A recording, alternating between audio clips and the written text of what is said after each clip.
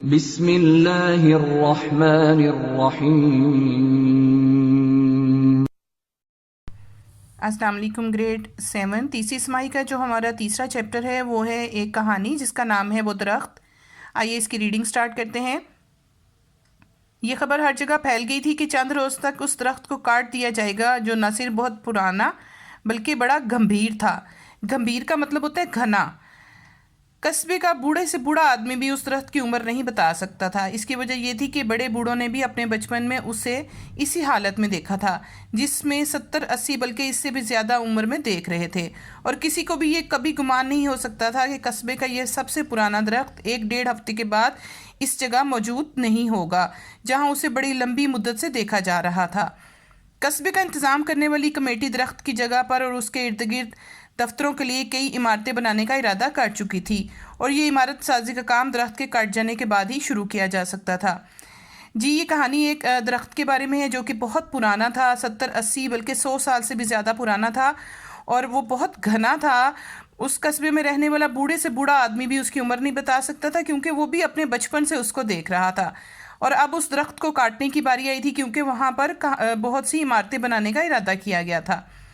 ویسے تو اس خبر سے اکثر لوگوں کو افسوس ہوا تھا، مگر عمران اور اس کے ساتھی بڑے اداس ہو گئے تھے۔ خاص طور پر عمران کی تو آنکھوں میں آنسو بھی آ گئے تھے۔ وہ قریب ہر روز شام کے وقت اس درخت کے نیچے جا کر یا تو اپنے دوستوں کے ساتھ کھیلتا رہتا تھا یا کوئی کتاب پڑھتا رہتا تھا۔ جس روز وہاں نہیں جا سکتا تھا اسے دکھ ہوتا تھا۔ اسے درخت سے ایسی محبت ہو گئی تھی جیسے درخت نہیں اس کا اپنا ساتھی ہے جس کے بغیر اسے اطمینان نہیں ملتا۔ اب یہ اس میں ایک لڑکے عمران کے بارے میں بتایا گیا ہے جو کہ اس درخت سے بہت محبت کرتا تھا۔ جب عمران کے چچا نے اس کو روتے ہوئے پایا تو بڑے پیار سے بولا، دیکھو عمران، پرانی چیزیں ختم ہو جاتی ہیں اور ان کی بجائے نئی چیزیں آ جاتی ہیں، یہی دنیا کا دستور ہے اور یہ کبھی نہیں بدل سکتا۔ مگر کمیٹی والے کہیں اور عمارتیں نہیں بنا سکتے؟ عمران نے پوچھا۔ نہیں بیٹا، عمارتوں کے لیے بہترین جگہ ہے۔ کمیٹی نے بڑے غور و خوض کے بعد اس جگہ کا انتخاب کیا ہے۔ غور و خوض مطلب بہت سوچ بچار کے بعد اس جگہ کا انتخاب کیا ہے، یعنی کہ اس درخت کو کاٹا جائے اور یہاں پر عمارت بنائی جائے۔ عمران کے چچا نے اسے دلاسا دیا۔ دلاسا کا مطلب ہوتا ہے حوصلہ دیا۔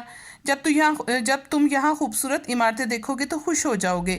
عمران زور سے رونے لگا۔ نہیں چچا جان، میں بالکل خوش نہیں ہوں گا۔ کمیٹی والوں سے کہیے خدا کے لیے ہمارا درخت نہ کاٹیں۔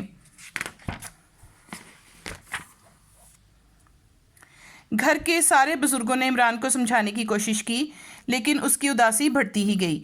وہ کمیٹی کے بڑے افسران سے بھی ملا اور منت سماجت سے انہیں اس کام سے باز رکھنے کی کوشش کی۔ منت سماجت کا مطلب ہوتا ہے یعنی ان کی بہت زیادہ اس نے ان کی منت کی، ان پر زور دینے کی کوشش کی کہ وہ اس درخت کو نہ کاٹیں، مگر اس کی کوشش کامیاب نہ ہو سکی۔ عمران کے ابا جی نے جب دیکھا کہ عمران کو درخت کے کٹ جانے پر بڑا صدمہ ہوگا تو اس قصبے سے کافی دور شہر میں اس کی خالہ کے ہاں بھیج دیا۔ خالہ نے اسے ایک قریبی اسکول میں داخل کرا دیا اور یوں اپنی خالہ کے ہاں رہنے لگا۔ 2-3 ہفتے کے بعد عمران کے گھر والے وہاں آ جاتے تھے اور اس سے ملاقات کر کے چلے جاتے تھے۔ عمران کی خالہ نے اندازہ لگا لیا تھا کہ قصبے میں جا کر جب وہ اس درخت کو نہیں پائے گا اسے شدید صدمہ ہوگا، اس لیے انہوں نے اس کا دل بہلانے کے لیے جتنے طریقے بھی ممکن تھے وہ سب کیے، اور اس کا نتیجہ یہ ہوا کہ اس کی طبیعت ایک حد تک سنبھل گئی اور وہ اپنے نئے دوستوں میں خوش رہنے لگا اور ذوق و شوق سے پڑھائی کرنے لگا۔ جب وہ اپنی خالہ کے گھر گیا تو اس کی خالہ کو اس بات کا اندازہ ہو گیا کہ وہ درخت کے کٹ جانے سے بہت زیادہ اداس ہے اور اگر وہ وہاں پر گیا تو اس کو صدمہ ہوگا، اس لیے انہوں نے اس کو اپنے پاس ہی مصروف کر لیا اور وہ بھی اپنی پڑھائی میں دل لگا کر پڑھنے لگا اور مصروف ہو گیا۔ کالج کی تعلیم ختم کرنے کے بعد اس کے دل میں خواہش پیدا ہوئی کہ اپنے ملک سے باہر جا کر مزید تعلیم حاصل کرے۔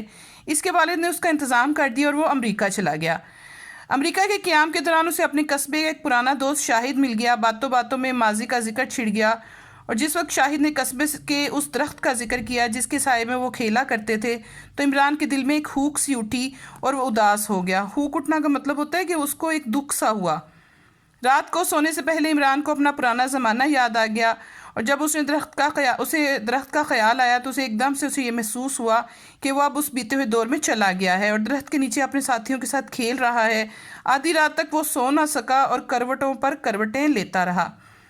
جی گرلز، یہاں پر ہماری آدھی کہانی ہوتی ہے۔ امید ہے آپ لوگوں کو سمجھ آ گئی ہوگی۔ آپ نے اس کو اچھی طرح لرن کرنا ہے اور اس کے مشکل الفاظ کے معنی کرنے ہیں۔ انشاءاللہ اگلی ویڈیو میں ہم نیکسٹ ہاف کہانی پڑھیں گے۔ اوکے، اللہ حافظ۔